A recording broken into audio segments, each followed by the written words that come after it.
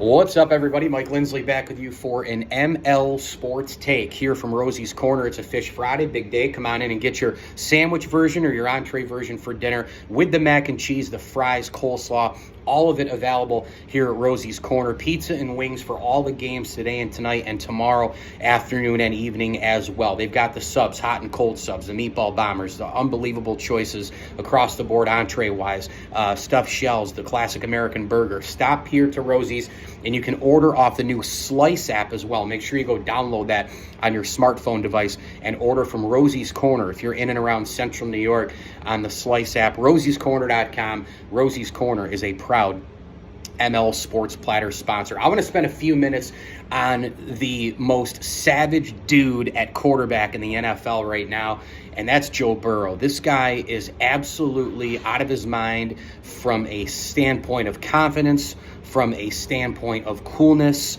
from a standpoint of leadership, and it goes all the way back. I mean, if you listen to, and I heard his father, Jimmy Burrow, talking with Peter King on his podcast this week, when you think about it, this goes back a long, long time. I mean, this goes back to, early high school days of Joe Burrow and the leadership and the savage sort of traits, just the clear-cut confidence that this guy has to go out and win football games. It's that simple. And by the way, with him now being in the Super Bowl, he could become the first player in the history of the sport to win a Super Bowl, a national championship, and a Heisman Trophy. That's unbelievable. You go out and list any number of guys. One guy's missing one thing. Roger Staubach, for example, right, won the Heisman Trophy, won a Super Bowl, but he doesn't have the national championship. Like, that's just one example. There's a lot of guys like that, and it's just an unbelievable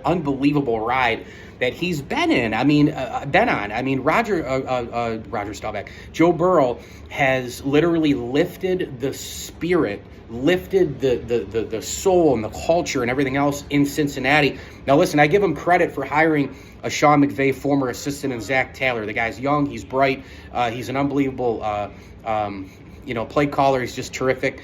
I'm really, really thrilled with what I've been seeing out of Zach Taylor, his play calling, all the rest. They've drafted well, in addition to, when you go out and get Jamar Chase. Remember when people were screaming and yelling for Penei Sewell out of Oregon to protect Joe Burrow on the blind side?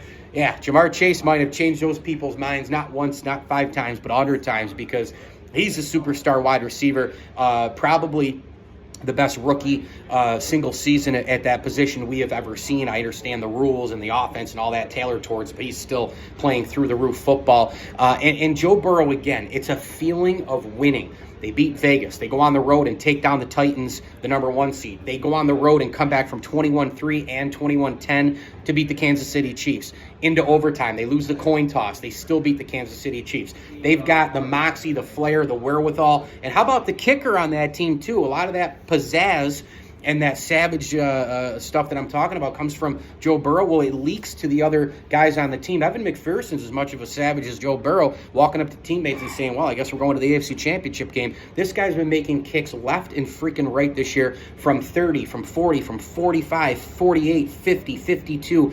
He's one of the best kickers in the NFL. And the Bengals got crushed for taking a kicker in the 5th round of the draft last year. Again, goes to show you that a lot of the football pundits and preview people have no idea what they're talking about, because Evan McPherson was an unbelievable get in the 5th round. Back to Joe Burrow for a second. This guy has lifted the Bengals up to the point where this is going to be a team that you hear from for a long time. And you know what?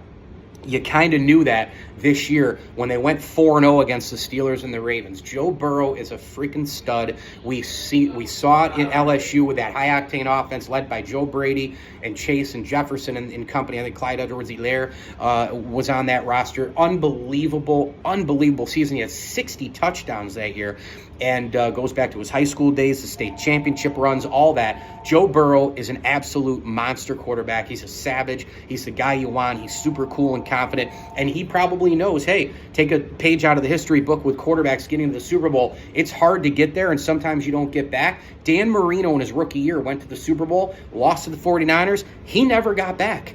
It's very difficult to just get there, and Burrow is here. Now he wants to capitalize on this opportunity, but it's so cool, so awesome that Joe Burrow is in it that Cincinnati is in it, that they're back, that we have a new horse in the AFC North, and he's as good as anybody playing the position right now, and it's so early. And you think about, years and down the line and all that, the future. Again, nothing's guaranteed. No Super Bowl is easy to get to. But, man, when you have Joe Burrow now in Cincinnati, you have a chance every single year. Mike Lindsley with you here. It's an ML Sports Day. Get on down to Rosie's Corner here for Fish Friday all day today. As I always tell you, enjoy the games.